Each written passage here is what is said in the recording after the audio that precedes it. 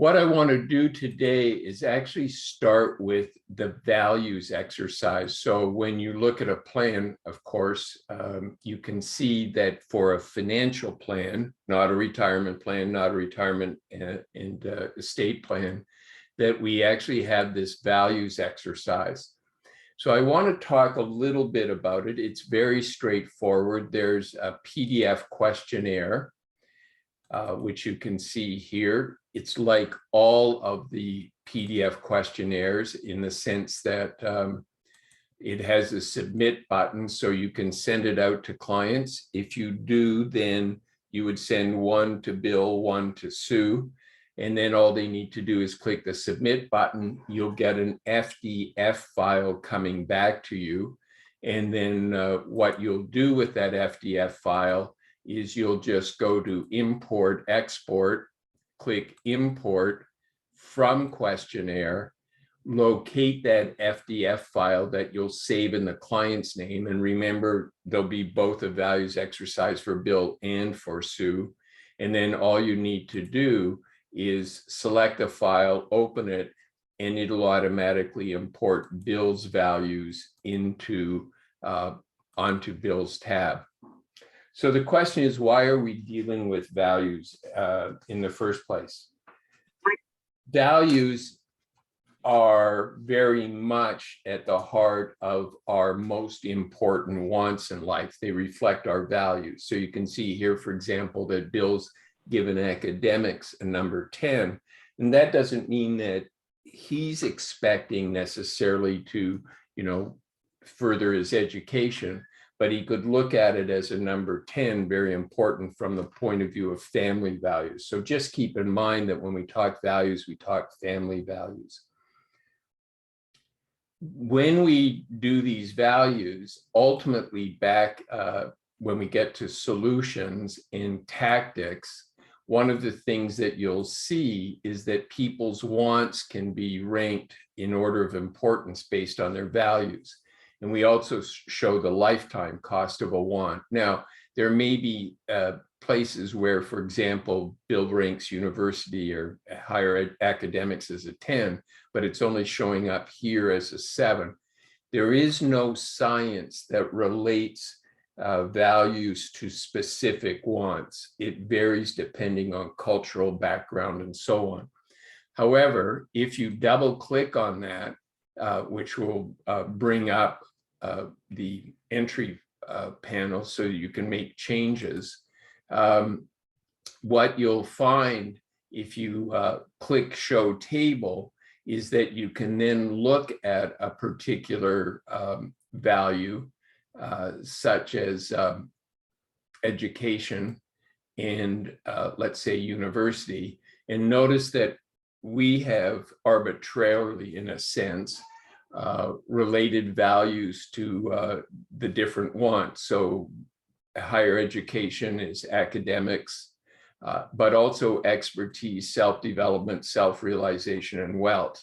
And if you want to, you can reassign these values. So for example, if I deselect these two and hide the table, then you see university is now an 8, up from a 7. So there is no science. We've made some arbitrary assignments of values and wants, but you can then go in and edit them. The important thing is not to have everything in its exact order, but really to be able to look over the values and identify things that would seem to have a lower importance to people, so that if they need to make changes, then they can go in, double click on an entry and change what they spend on something and see the impact on the financial forecast.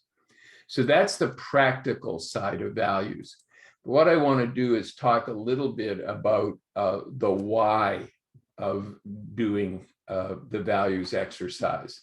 And the why really comes back to the relationship equation that we talk about in the training videos. So I'm going to open that up right now and just run through it very briefly with you. So the relationship equation, let me make that a little bit bigger. The relationship equation says that the quality of your relationship with a client is based on understanding, dependability, expertise, divided by the client's perception of your self-orientation. So I want to put a little math on that. Let's just say U plus D plus E of the three, each one you score an 8 out of 10 in the client's mind. 8 out of 10, you understand me. 8 out of 10, you are dependable. You do what you say you'll do. 8 out of 10, you have lots of credentials. So 8 plus 8 plus 8 is 24. But if the client's perception is that you're doing plans, especially if they're very simplistic retirement plans, merely because you want to use them as a sales aid, then clients perceive your self-orientation to be very high. Let's call it 8 out of 10. So 24 divided by 8 means your relationship score is just 3. On the other hand, if you do things in the planning process that convey to clients that your self-orientation is low, that you're genuinely trying to help them, and they score you as just, let's say, a 3 out of 10, low self-orientation, then 24 divided by 3 is 8. So instead of your relationship being just a 3 with the client, it's now an 8 based on their perception of your self-orientation. So when we place the values exercise at the beginning of the process, what we're really trying to communicate to clients is it's not about the numbers, it's not about portfolios, it's not about insurance needs, it's not about saving taxes, it's about you, what's important to you, and the whole process is designed to help you clarify what you want in life and understand what you need to do to achieve those wants. When we did the webinar with Paul Armson, he talked about the first meeting, the life planning meeting, in which he sits down with clients and he says, tell me about your story. How did you get to where you are today? Tell me about the things you want to have and do in the future. That's putting the focus of attention on the client, just like the values exercise does. We have introduced the values approach because it's actually very simple to do, and it deepens that relationship immediately. And then when you sit down with clients and you start talking about their wants in life, then it definitely reinforces that relationship. So I wanted to cover values. I wonder how many of our clients are actually using the values exercise. And it may well be that, you just simply don't understand why we designed it into the process, but it's simple to do and it's extremely effective in helping develop relationships.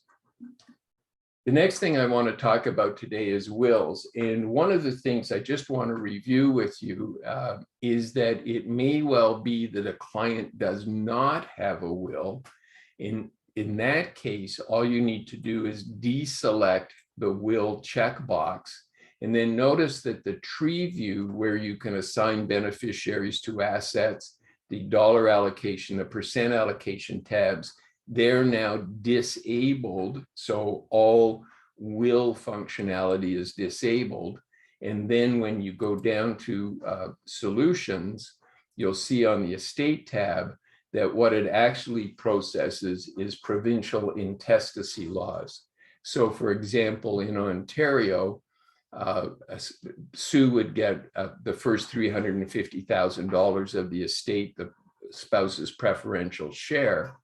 And then the balance, and this is assets that don't have specific beneficiaries. So the home, of course, is joint tenant, so it passes outside the will. And the registered plans have beneficiaries associated with them, so they pass outside the will. But other than that, the value of all other assets is accounted for. And then in Ontario, that's split 50% to the surviving partner and 50% amongst the children. In this case, being only one child, Sue gets $704,000 of the residue, and Bill Jr. gets $704,000 of the residue. It's split equally. So you have the ability then to model the terms of wills. If you're dealing with a client who does not have a will, I would recommend that you model no will, and then what you do is you create a new solution, and I would model that solution as if the client had the will, speaking with them about, what kind of terms would the will have. So I want to run through wills. I hope that everyone is already very familiar with them. I consider them to be one of the most important parts of the planning process, and unfortunately something that is often neglected. There are three main things. Dollar allocation. I bequeath my niece Susie $30,000. And it doesn't matter if I die today or 30 years from now, she still gets the specified amount, $30,000. Now, you'll notice that niece Susie's name is not in the list. So if I want to have her show up very specifically, then I need to go to the About page and add her. If, on the other hand, I just want to account for the $30,000 going to a beneficiary, then I can just use non-party and put in the $30,000 for Susie. If you're dealing, let's say, with grandparents, you may want to, and they're leaving a dollar amount to grandchildren, you may want to put in the grandchildren's name on the About page, or again, otherwise you would just use non-party, a single non-party for all amounts for all grandchildren. So if it were $25,000 for each of 4 grandchildren, you would just use non-party and put in $100,000. Now I want to just speak for a minute about the percent allocation. When you're dealing with, for example, TFSAs and RRSPs, because they're trusts, they can have a beneficiary. Also, by the way, seg funds in a non-reg portfolio can have a beneficiary. But except for those, what we're dealing with when we talk about bank accounts and non-reg portfolios, seg funds accepted, they are not trusts, therefore they can't have a beneficiary, and therefore any value of those assets becomes part of the residue of the estate. From the residue, we have to pay things like terminal income taxes, probate fees, perhaps funeral expenses, executor compensation, and so on.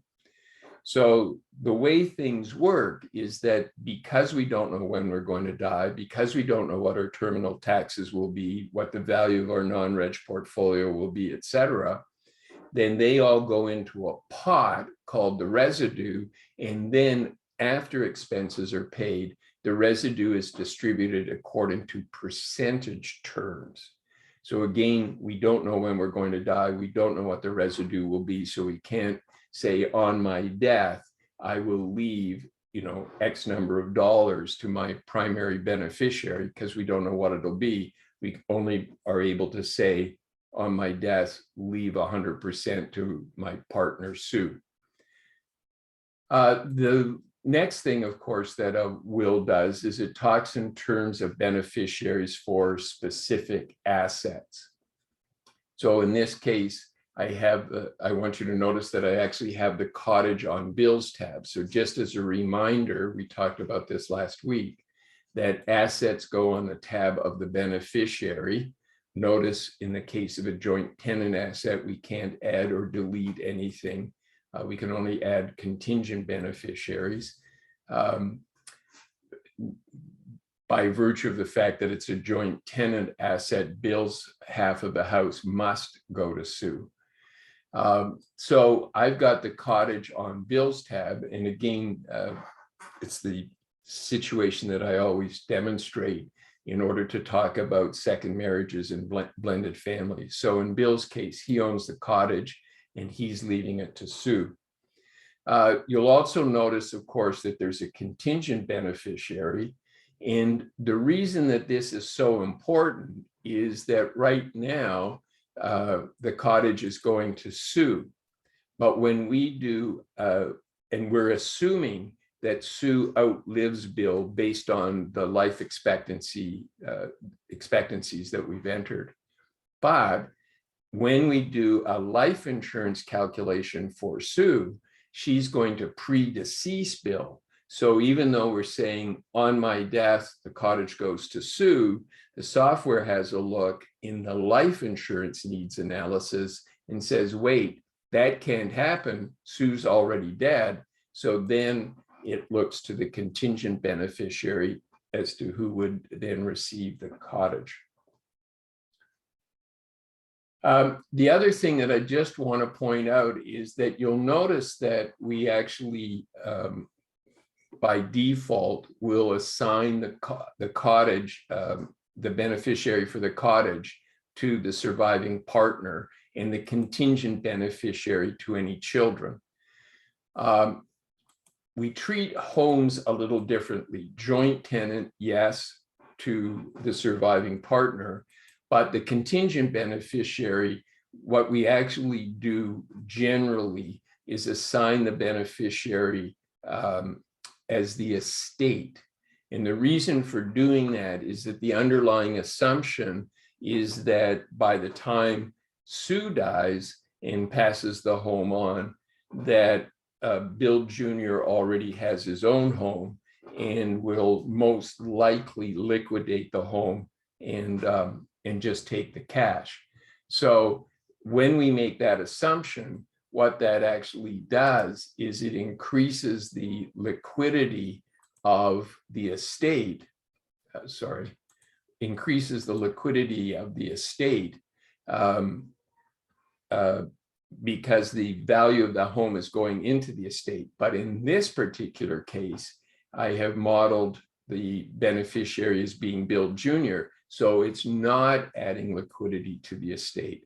So you can, deal with the will in a couple of ways. When it comes to the principal residence, the default is to assume the estate, and therefore it adds liquidity. But if you really want to show the actual liquid asset projection for an estate, then what you can do is make the beneficiary a specific person. We're going to talk more in the next session about the estate output and, having a look at that and things that we can do with it. But for now, we just need to get the terms of the will entered correctly so that we can then have a look at the financial forecast. So I want to talk a little bit about the solutions page. This is your workbench. This is where you're going to go and change entries, apply tax tactics, those sorts of things. And I just want to point out, when it comes to the entries tab, that it's absolutely identical to entries in the navigation pane. So in the navigation pane, you're kind of walking your way down through the planning process. Who are the people? What kind of settings do you want to use for inflation, et cetera? Again, what we talked about today, incorporating people's values into the plan. And then we start talking with clients about their wants in life, the things they want to have and do, and helping them build their vision. Then we need to enter the terms of wills. And then, of course, we can have a look at the output and see what it's telling us. So once we're on solutions, we're on the workbench. You don't need to go back to entries here in the navigation pane. You can just work with the entries tab right here. So we'll talk a little bit more about that in a moment. So let's just go back and have a look at the output. So we all understand net worth, assets minus liabilities. We also hopefully now understand income assets. They are our assets that we use to buy groceries in retirement. So our non-reg portfolio, TFSAs, RRSPs, lifts, for example, also rental properties and private company shares. And I want to speak about those for a minute. Lifts, rental properties, and private company shares, because their income assets will be part of the total. However, what's possible is that the green line, which is the main bank account, which always needs to be topped up so there's enough in it to pay one's expenses, that can start to go negative at some point. So I was doing a coaching call, for example, last week, and someone, brought up the output on the screen. And what we were seeing was the main bank account going negative, even though there were income assets. When we drilled in and had a look at what those income assets were, one of them was a fairly sizable LIF. So the problem with a LIF is, yes, the value is an income asset. However, the maximum that you can take out of a LIF is predefined. And therefore, given the client's desired spending in retirement, they weren't able to access all the funds in the LIF. So the bank account wasn't being sufficiently topped up, even though there were assets in the LIF. And that's a very strong signal, of course, that you need to, based on your province, try and unlock half the value of the LIF and move it into an RRSP when you convert the DCP to a LIF.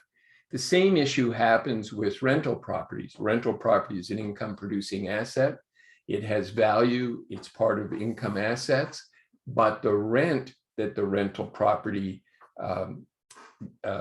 pays out is what is actually going into the main bank account and is what is available for buying groceries. So if the value of the rental properties is high and the income being produced from the rental properties is insufficient to meet retirement expenses, then again you'll get the income assets graph looking just fine, but the main bank account going negative. And the same thing happens, of course, with a private company where you have the value of the company, but there may be some limitation for whatever reason to the amount of dividends that you can take out of the company. Maybe the company, for example, has value because it's invested in real estate, or maybe the company has value because it has a large cash surrender value for life insurance policies that it holds. So again, the value is in the company, but there's a limitation to what can actually be paid out in the way of dividends. So just be aware when you're looking at income assets that there are those factors that are important to consider. Is there a LIF? Are there rental properties? Are there private company shares? Because income assets can look fine, but the main bank account can show a shortfall because you can't actually get at the assets, short of course, obviously selling them, for instance. I want to speak a little bit about the 3 C's in the 5 main plan themes. So this is actually a video that's available under support. So if we go down to financial plans and we look at the 3 C's and 5 main plan themes, sorry, not a video, but a PDF file. There's an explanation here of what we mean by those. So I would contend that all plan tactics are one of the 3 C's: converting wealth, such as downsizing a house; creating wealth, which obviously is portfolio returns, but for many clients, including advisors, creating wealth is also through their business. And then there's conserving wealth, which is how we spend money, of course. And then a special form of conserve, which is reducing income taxes. So the application of the 3 C's, which of them should be applied, is really a function, I believe, of the main plan theme. And there are 5 main themes, one being house rich, cash poor. You're building your wealth in your home and cottage. You're not saving enough to be able to maintain your lifestyle during retirement. That might require, for example, the convert C, which is to say, at some point, maybe downsizing a house and taking some capital out and adding it to financial assets. And then there are others, large latte factor, the net cash theme, okay to spend more, which is very common amongst retired people. They're being overly conservative for fear of running out of money when they could be doing things that they want to do. And then, of course, the high net worth theme, which is basically focusing on the estate output and ultimately terminal taxes. So I would like to recommend that you have a look at the 3 C's and 5 main plan themes, because when we do look at them, then that's what gives us the ability to look at net worth, income assets, to some degree, perhaps net cash flow. That would be the net cash theme. And then that will give you a sense of what the issues are for clients. And then that will in turn lead to focusing on which of the 3 C's should be applied. Now, in this particular theme, it would be okay to spend more. The projection would be that they will end up with about $750,000 of capital. And so what they would be able to do is then have a look at doing other things like spending more on vacations, helping with the down payment for a child's first house, and so on.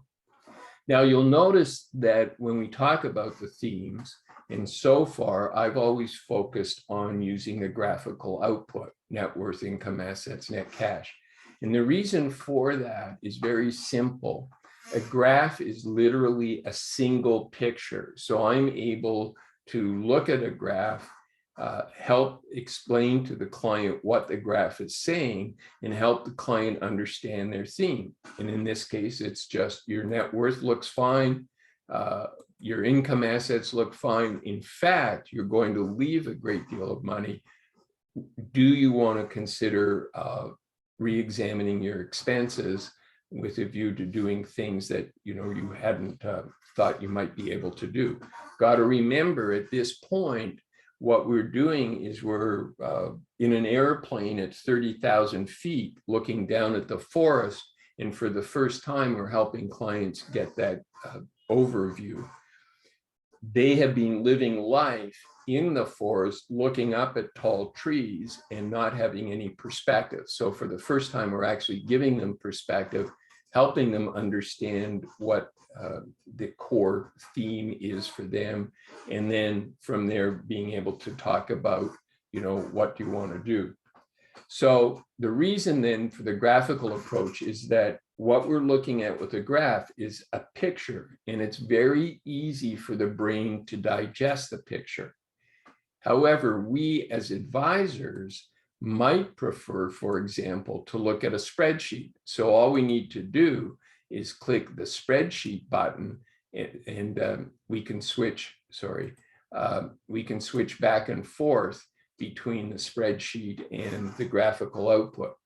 And also, if we click this button, which is 4 little arrows to the 4 corners of your screen, then we can expand the spreadsheet to a large view, and we can start to scan through it and make sure everything looks okay. The reason I would not suggest using a spreadsheet with clients or including pages and pages of tables in the body of a report, we put tables in the appendices in the report, is because quite literally every cell in a spreadsheet is an individual picture. So when we throw a spreadsheet in front of clients, we're really asking them to have a look and digest hundreds of pictures. And that's why clients find spreadsheets so confusing as compared with, a simple graph. So spreadsheets are great for us. We're used to them. We're financial advisors. We're comfortable with them. We can eyeball them, scan them very quickly, see what we need to see. But when dealing with clients, I always prefer the spreadsheet approach. The other thing about the spreadsheet approach is the graphical approach.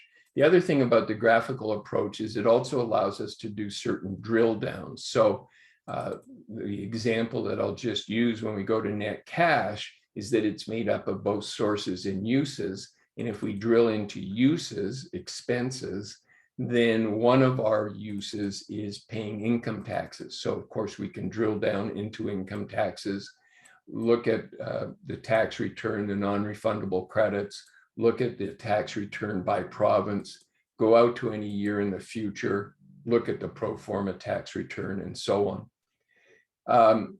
And just while we're talking about this, I want to just add a rental property because rental properties and also self-employed businesses also have this drill down functionality. So if I go into net cash and I want to see the number crunching behind the rental property, then I can go into sources, rental properties, drill in, and I can see the rental property CCA claim and so on. So if I were to go in and add a mortgage, for instance, I would see the interest on the mortgage being claimed before I could claim the CCA.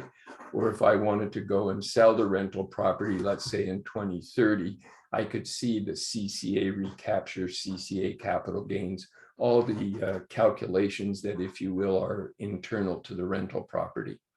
So again, we can display that if we are in graphical mode, but we can't display that if we're in the spreadsheet mode. By now, I'm sure that you all are perfectly familiar with how to create new solutions. So I'm going to just create another one. We just select a solution from the list.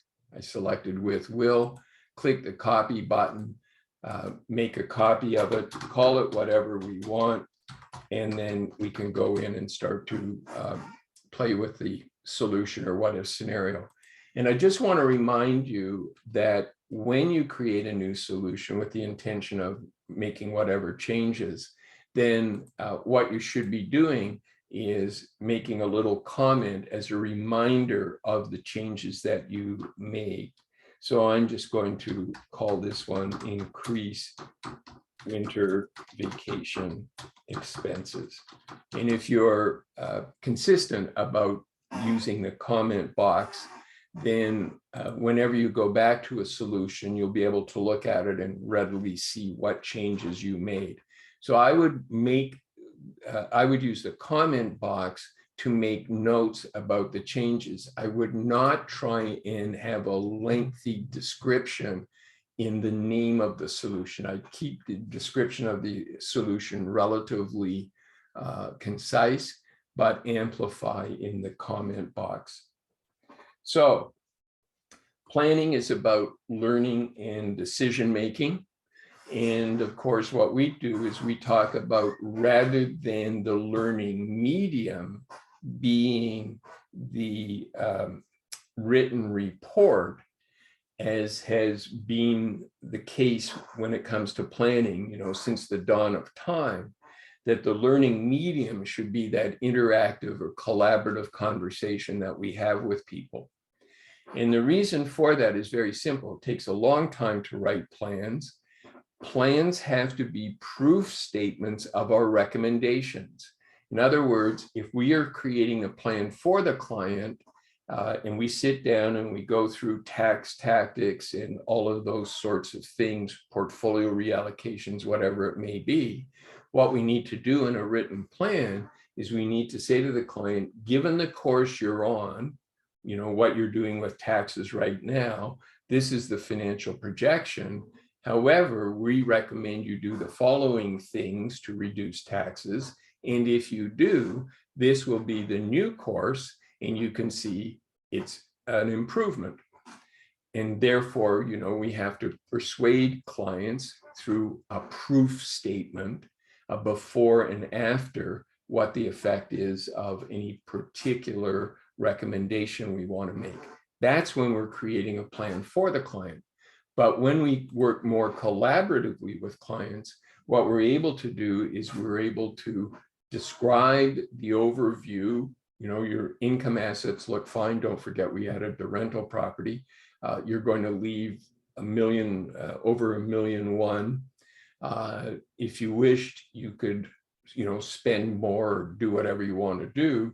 And then at this point, clients say, well, does that mean we could spend more on winter vacations?